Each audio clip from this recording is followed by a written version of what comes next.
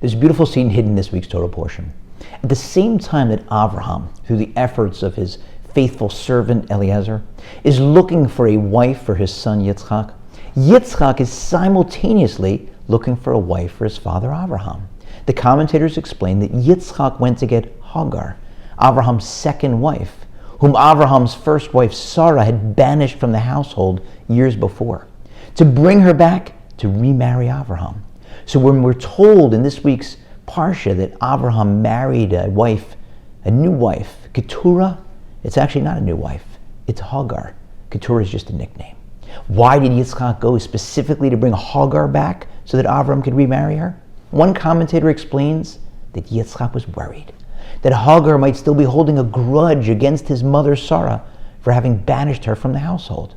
But wait, Sarah had already died at this point. And further, God himself had said that Sarah was right. He had told Avraham, listen to your wife who's telling you to banish Hagar. And so we see from here that even if someone's no longer with us, they're up in the next world. And even if God himself had said that what they had done was right, if they hurt someone's feelings and there's a way to figure out how to make amends, that should still be done. I want to share with you a more recent story on this topic. I spent the last week teaching classes on an incredible trip to Israel, a Momentum Men's trip, with 80 fellow Jewish fathers. Each guy on the trip comes with a number of other people from a specific city, along with a rabbi or city leader from that city. And on the last evening while we were there, this past Saturday night, each guy got up to talk about how meaningful the trip was. And one fellow got up and told this story.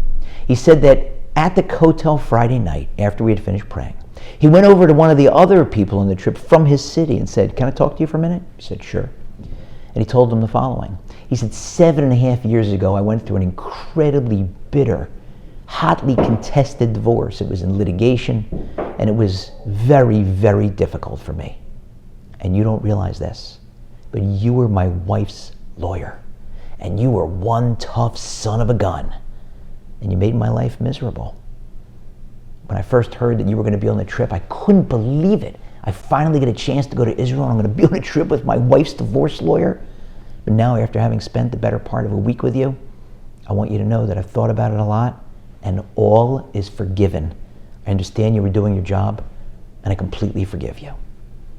And then the lawyer got up, and he said, I appreciate the compliment regarding my professional ability, and yes, I was just doing my job.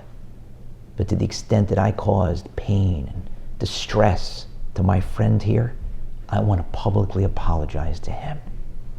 And I was sitting there, listening to each guy speak, saying to myself, if it was one of us, a mere mortal, and we had known the connection between these two guys in a million years, unless we were some kind of axe murderer or psychopath, would we ever put these two guys together for a week on the same trip? Of course not.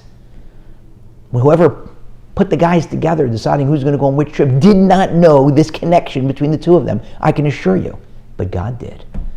And so, as he always does, always up there, planning and strategizing and microscopically making sure that everything that's supposed to happen does happen, even though we would never plan it that way, he made sure these two guys were on the same trip so that one could forgive and the other could apologize.